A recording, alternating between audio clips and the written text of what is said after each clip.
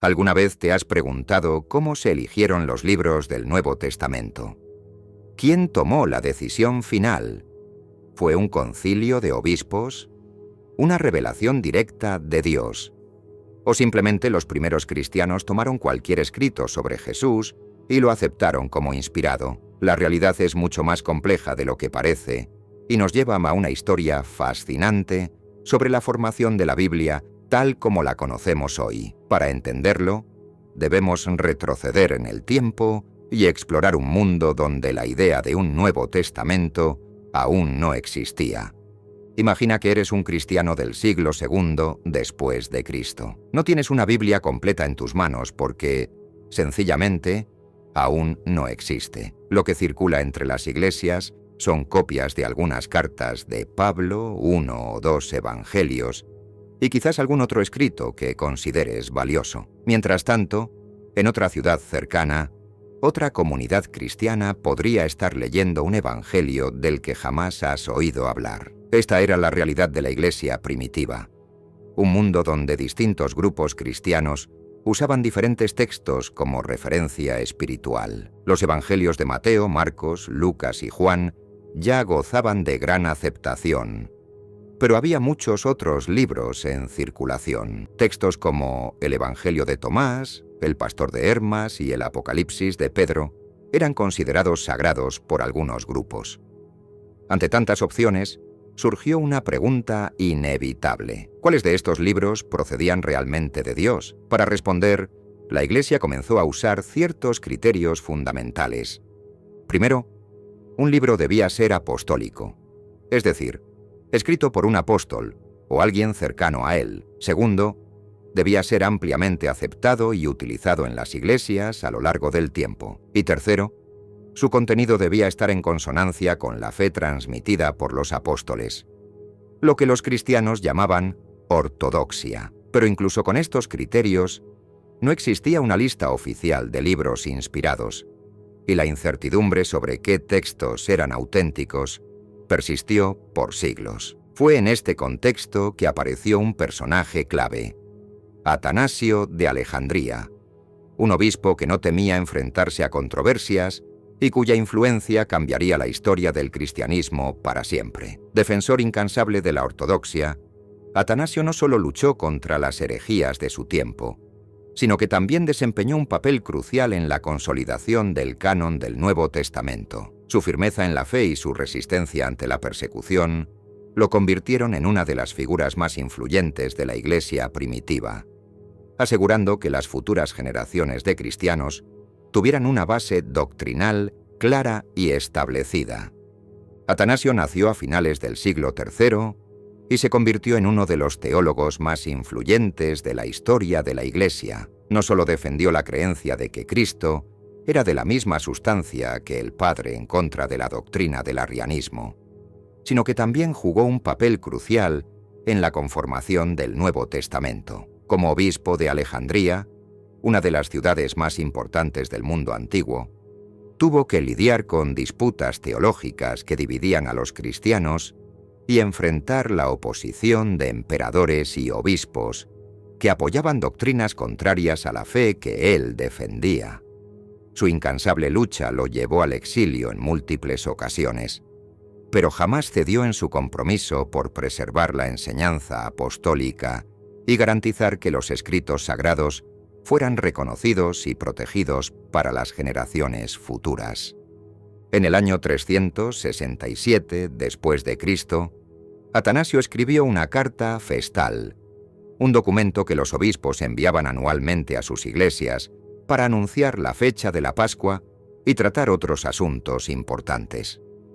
Pero esta vez hizo algo sin precedentes. Utilizó la carta para enumerar, por primera vez en la historia, los 27 libros del Nuevo Testamento, exactamente como los tenemos hoy. En su carta, Atanasio escribió: «Por tanto, en estos libros solo se proclama la doctrina de la piedad, que nadie les añada ni les quite nada.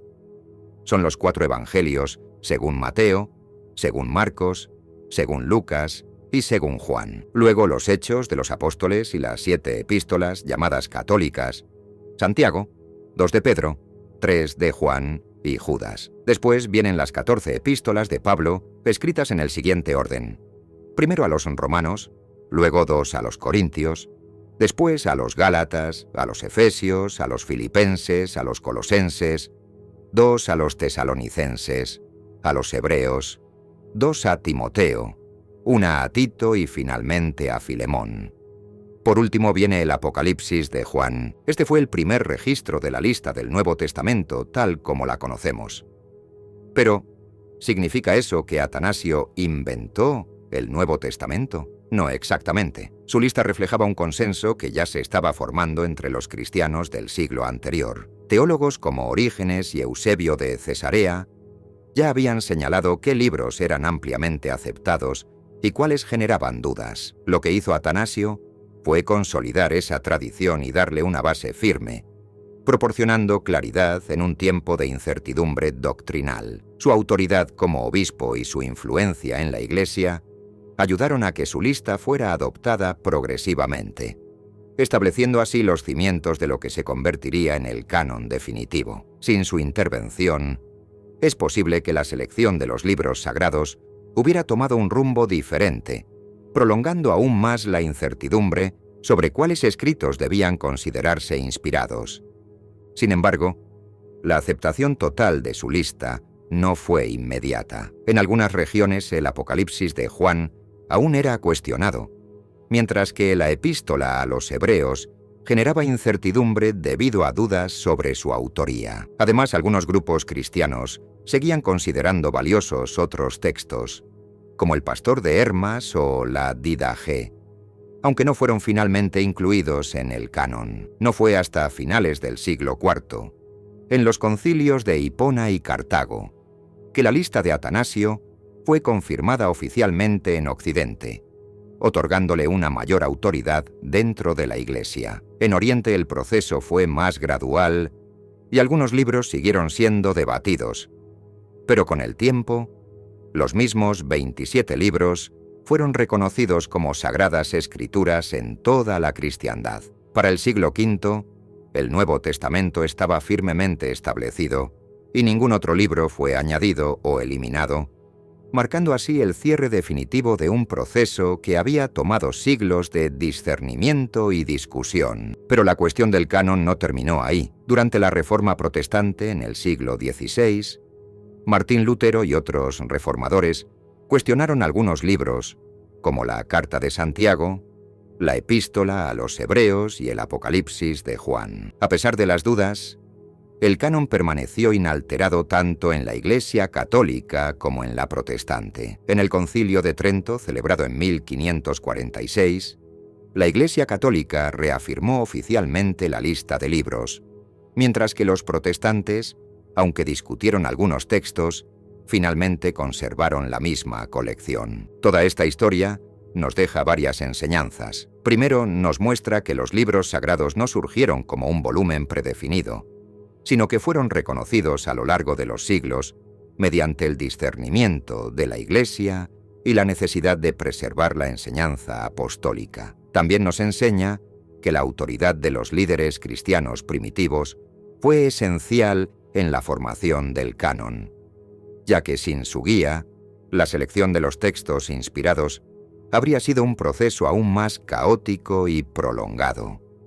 Sin figuras como Atanasio, difícilmente habríamos tenido una colección de textos universalmente aceptada, lo que habría dejado a las comunidades cristianas en una constante incertidumbre doctrinal. Su papel nos recuerda que la consolidación de la fe no solo requirió devoción, sino también valentía para enfrentar controversias y definir con claridad las bases del cristianismo. Finalmente, esta historia nos recuerda que la defensa de la fe exigía esfuerzo y confrontación. Atanasio fue perseguido, exiliado varias veces y enfrentó grandes desafíos, pero nunca abandonó su lucha por la verdad. Gracias a su incansable labor, hoy cada vez que abrimos el Nuevo Testamento, estamos leyendo exactamente los mismos libros que los cristianos del siglo IV reconocieron como inspirados. Ahora que conoces el proceso detrás de la formación del Nuevo Testamento, ¿qué opinas? ¿Crees que Atanasio